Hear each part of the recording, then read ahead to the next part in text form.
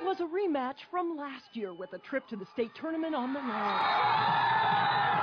In the final seconds, Prairie Seeds Academy in the white is up 2-1 versus Totino Grace.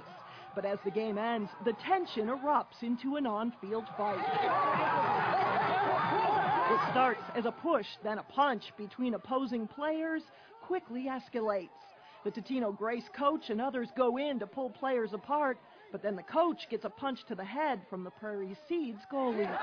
As the numbers on the field grow, the Prairie Seeds goalie goes in for one last kick.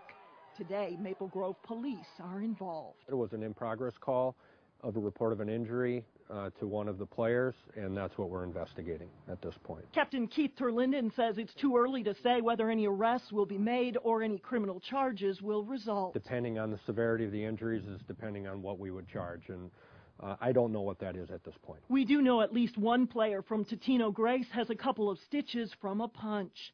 The Totino athletic director says the whole point of the game is now lost. These are teams that are very talented. They've worked really hard. They played a great competitive game, and unfortunately right now nobody's talking about that part. Parents we spoke with declined any on-camera comment pending the investigation. Friday afternoon, the Minnesota State High School League said it is investigating the incidents as well and hopes to reach a conclusion on Monday. And we want to bring in Channel 12's Jay Wilcox. He was doing the play-by-play for this game.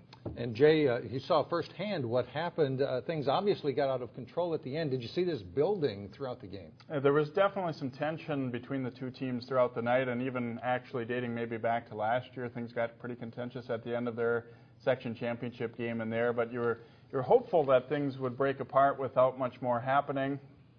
Obviously did not work out that way. Now, you've been calling games, doing play-by-play for 25 years, local high school games. Have you ever seen anything like this happen on the field? I've seen a fight or two, but I would have to say without a doubt this was the worst. And the thing that got a lot of people concerned too was it maybe wasn't just the 11 players on the field that all got involved. You can see people on the sideline kind of mixing in just because of where it happened.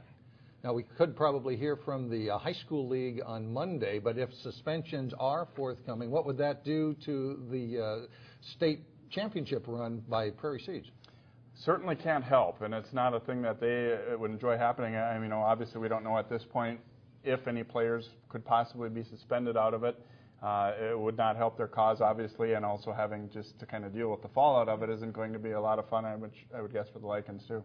All right, Jay, thank you very much, and we'll hear more from you a little later on in sports. That's right. All right.